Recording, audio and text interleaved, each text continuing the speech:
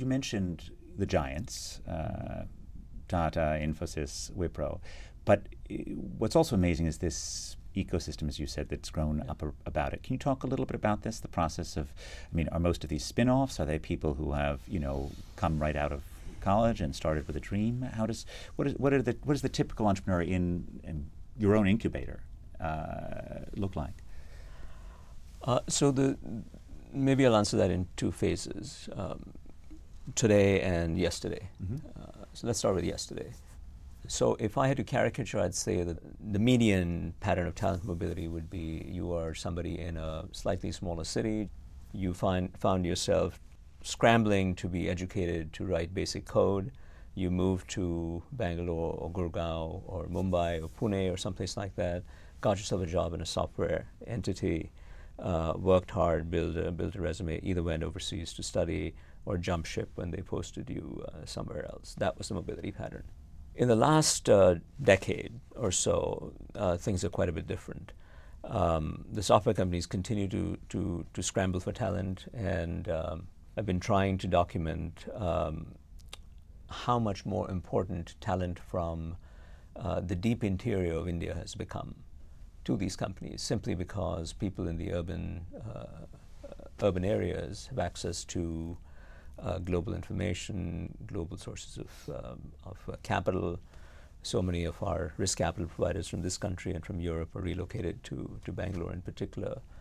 So they have no trouble doing other things, including doing their own startups. So the software companies have now started to tap into tier 2, tier 3, even further cities, and have built out a really quite robust infrastructure, which I think is a nice development for India, given that the government is sort of asleep.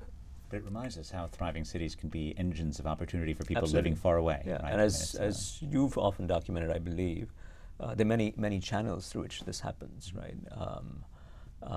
In this case, you are the software industry is spurring an infrastructure not just in the immediate ambience, but in creating mini training cities pretty far away, half a subcontinent away, to train people to come and get jobs in the software industry. And every mother in every little village knows that if her son or daughter can write a little bit of code, that's their ticket, as much as speak a few sentences of English. Can you tell us about your own incubator? This is sort of amazing thing that you do in Bangalore. So a few of my friends and I, the others are all ex-Infosys, including two of the original founders of Infosys. And I started an incubator in the heart of Bangalore, very close to the tech cluster, which is a small area called Koramangala, which looks just like San Francisco. And we are really doing this to truly upgrade the entrepreneurship ecosystem in India. And what that's meant is, that we do a lot of advocacy and general free proselytizing, if you want to call it that, about the role that entrepreneurs should play. Just as a small example of that, the scourge of India and China and the Middle East, which, as you know, is where I hang out, other than Harvard Square, is diabetes. It will destroy every one of these countries. Destroy.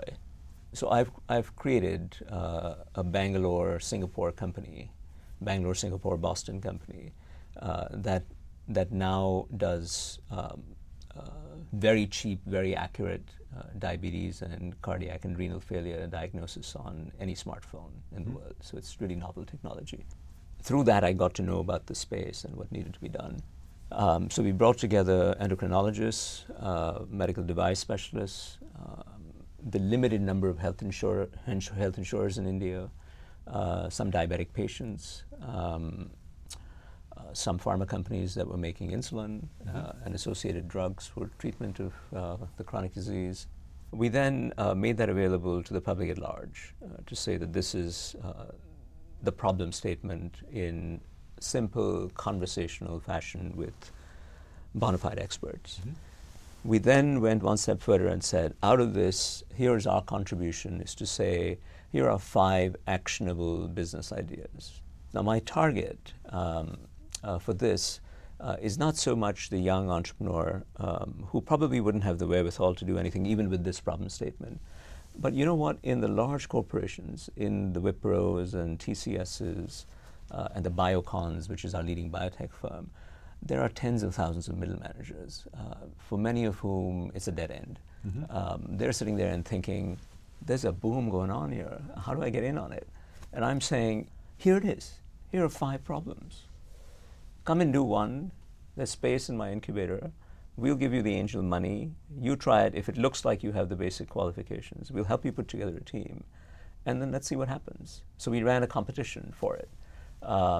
Based on the problems that you gave them. So based on the problems that we gave them. So we put it out as a challenge and said, here's the challenge. Great. So we're curating the ecosystem is the point that I'm trying to make, and trying to be the catalyst that makes it happen.